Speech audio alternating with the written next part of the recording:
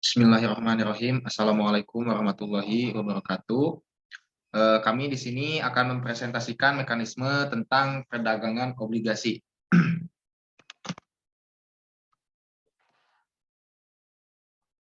Di sini ada tim dari kelompok 6 beranggotakan 3 orang, yaitu Yunita Nur Amalia dengan NIM belakang 202, Angelica Putri Onaris dengan NIM belakang 203, Rendiansa dengan NIM belakang 204.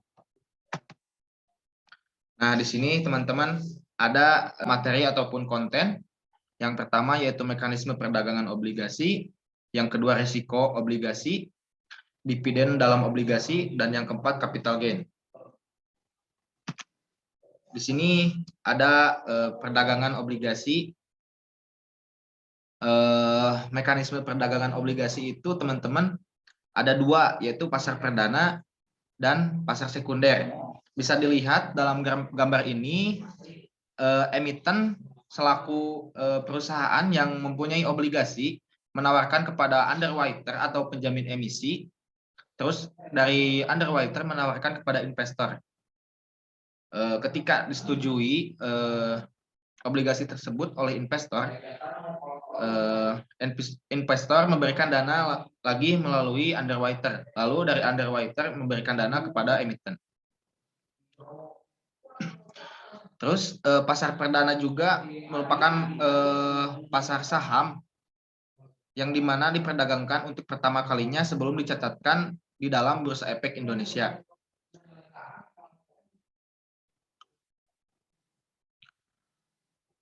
Selanjutnya di sini ada pasar sekunder. Pasar sekunder dilakukan di Bursa Efek melalui perantara perusahaan efek yang menjadi anggota bursa. Investor membeli saham akan melakukan perintah kepada broker beli. Dari investor beli mengajukan perintah kepada broker beli, langsung dari broker beli melewati lembaga pasar modal, dari lembaga pasar modal ke broker jual. Nah, dari broker jual ke investor jual. Selanjutnya dari investor jual,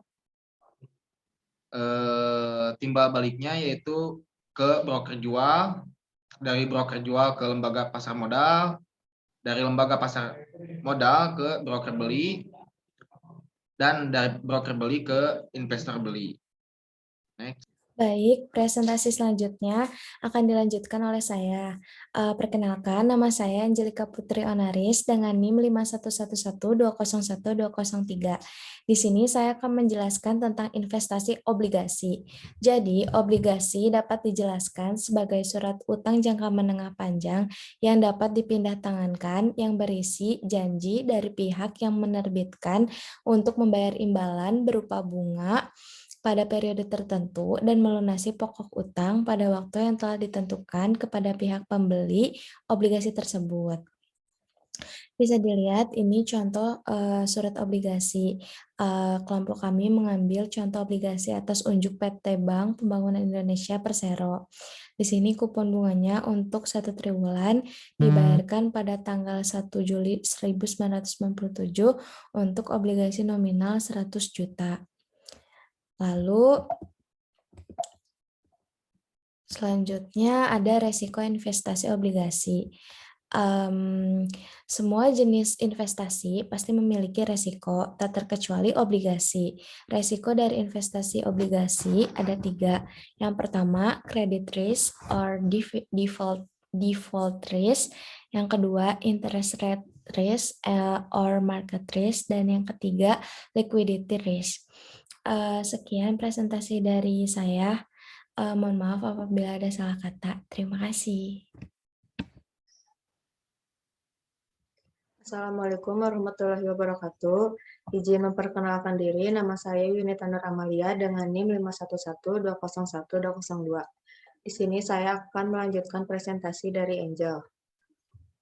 Apakah bertransaksi akan mendapatkan dividen seperti bertransaksi di saham?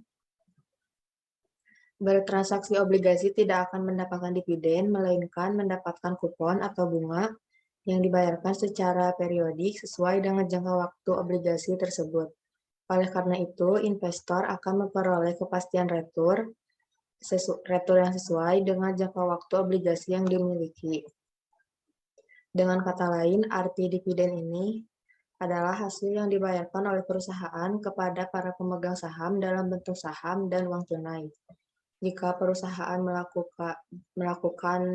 membukukan laba besar, perusahaan bisa membagikan laba tersebut kepada pemegang sahamnya dalam bentuk dividen saham. Arti dividen ini memiliki tujuan untuk mempertahankan tingkat modal perusahaan.